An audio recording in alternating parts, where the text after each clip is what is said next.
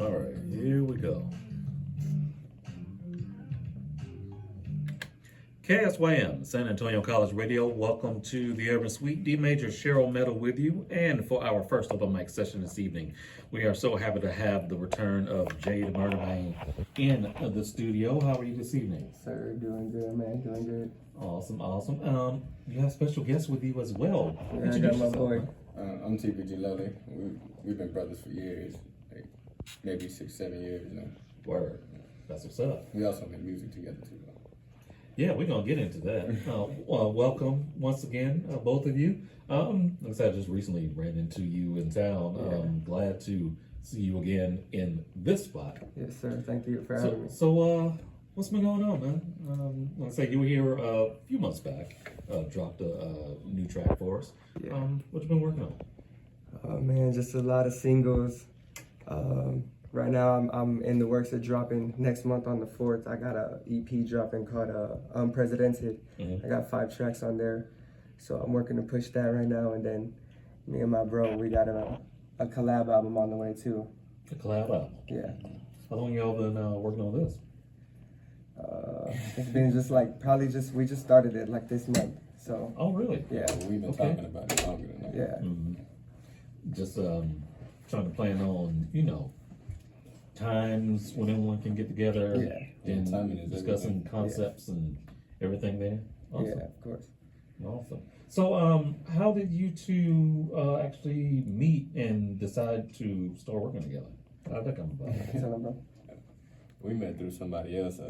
He was partnered with at the time. I forgot his name, but I was still in Baton Rouge, Louisiana at the time, and then I moved down here. The very first night back into the city, we were already in the studio. Baton Rouge. Yes, sir. How is Baton Rouge compared to San Antonio? A friend of ours used to be an artist out there, Marcel P. Black. He was pretty prominent before he moved back to Oklahoma.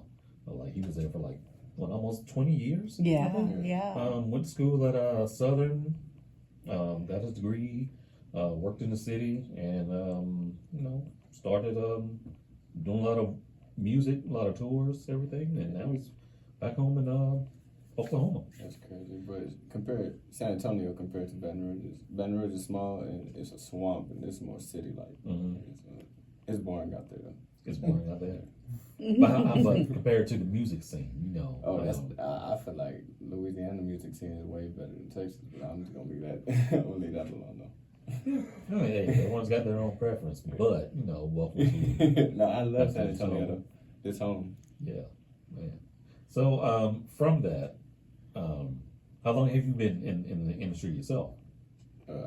Seriously, I started right when I was 15, 16. 15, I'm 23 now. Okay, so you've been in it for a minute for sure. Yeah, for sure.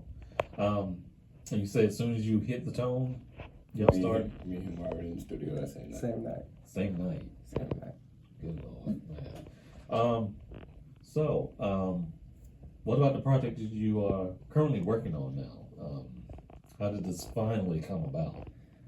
Really, we just sat down and he had told me one day, I think it was 2 weeks ago, he was like, yo, bro, you want to finally start working on these tracks and start putting everything together? And I just was like, yeah, I'm ready. I think it's time. We've been stalling for a while, and I was like, I think it's the right time right now. End of summer, it's just. And it made it even better now we even live together. So. Yeah, so it's no word. Accessibility is right there. We send a verse, he's sending it right back. I'm sending it right back. As soon as it's done, we wake up the next morning, play it loud. Yeah. That's what's up. Man, so the project that you're working on currently, Jay, how does it compare with what you've done before? Honestly, like we were talking about last time I was here, how I was trying to find that new sound and things like that. I think on this particular EP, I feel like I showed it. The more progression I've gotten, and I found a new sound that I'm working with, and I think this one's gonna show a lot, way better. It's gonna show my progress from the last tape I just dropped, which was I think sometime in April or somewhere around there, and it's a whole switch up. I want to say it's more hip hop and soul music than rap, Okay. Yeah. Okay.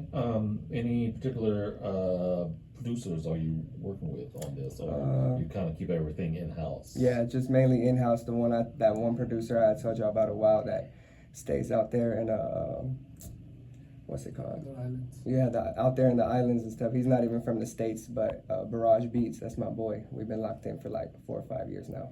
Oh wow. Yeah. Wow. How much material have you received from him to kind of pick through and decide what you? Every time he sends, I'm working on a project, I'll hit him up and he'll send me about like 15 beats to go through and serve. Out of those 15, I'll get like maybe 10 of them. You know what I mean? Leave 5 off, and sometimes I'll do all 15 and just put them all on the drawing board. Pick which one I feel like should deserve the spotlight. You know, drop. So you have some stuff. Yeah, I still got stuff in the vault for sure. Yeah. Okay. Yeah, a lot. Too much of it. You don't want to drive. That's all you need to drive. Yeah, I got a lot. So, your opinion on why he's kind of holding back? He like, how do I say it? He second guesses himself too much. Like, he don't realize the kind of talent he holding. But like when we first met, he could tell you, I used to, nah, that ain't it, bro. Do it again. You could deliver that better. Now he perfected that. Yeah. And now he just second guess. Like, he turned to me. He a perfectionist. He don't want to drop nothing unless he thinks it's perfect. Yeah. I'd be on his tail. Man, how does it feel to bounce information, get critical, critiques from? Oh man, I love it. I love it, man. I love it because when we first started, like he said, he was very on my behind. Like, bro, you need to. I feel like you can deliver this better. I feel like you can do. At first, I was very hard headed. You know, like I didn't like constructive criticism a lot. Yeah. But I realized like him giving me a lot of tips, and it really did make me a good artist, and like listening more, and sometimes it's not about what you know, it's about what you learn, so I was always stuck in what I knew, you know what I mean? Like I know this is what I want, this is the sound I want, but he kind of made me start venturing off into being versatile and things like that, so I really I love it, like I'm really so glad because I've known that you've had that in you. And I've said that to you. Yes. And so I can't wait to hear the new sound. Yes, ma'am. Yeah. And it's always great to have someone that you can trust that, is going to give you you guys. Without trying, they're not trying to hurt your feelings. They're Yeah. just trying to be truthful with you and want you to, strive for better. Yeah, of course. Yeah. So it's good to have someone on your team who can give you the real. Yeah, Very absolutely. I think that's something that makes us dangerous, especially like as a duo. Our chemistry is unmatched. You can't. We can make a joke and turn that into a line, into a song or whatever. Like our chemistry is unmatched when it comes to music. Whether it's critiquing or just we have the same idea and we want to do it that way. Yeah. We just matches. Sound like y'all clicked from jump. Yeah. Instantly. Very. Man, that's what's up. That's what's up.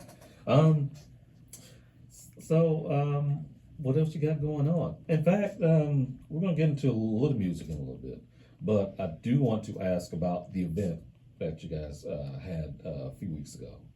Oh, yeah. I heard it was very, very successful. Yeah, it was very wonderful.